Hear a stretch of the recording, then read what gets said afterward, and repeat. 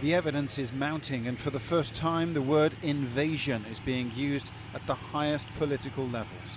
In Brussels, NATO officials released satellite imagery as evidence of Russian artillery pieces on Ukrainian soil and a Russian military column on the move.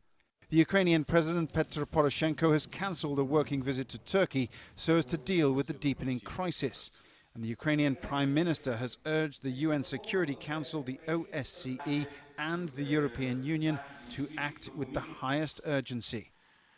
We can confirm that Russian military boats are on Ukrainian ground.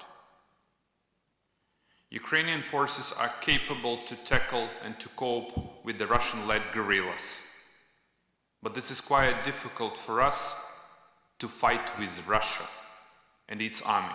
And for the first time, the involvement of Russian regular forces has also been effectively confirmed by the separatist leader in Donetsk. Among volunteers from Russia, there have always been many retired military servicemen.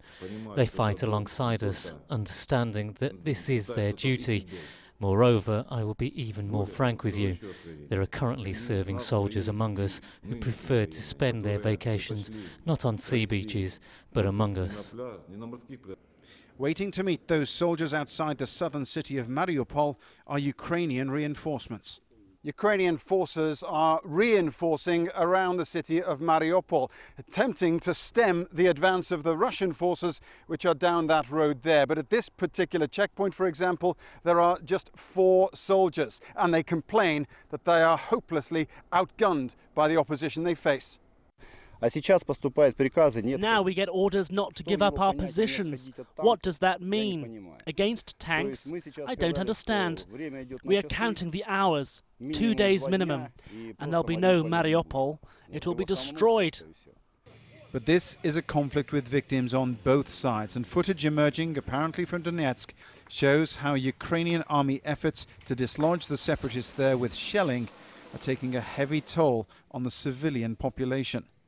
Russia's intentions in Ukraine's southeast corner remain unclear, but the use of the word invasion and the pressure now for a response from Ukraine's Western allies means a declaration possibly of war becomes very real indeed.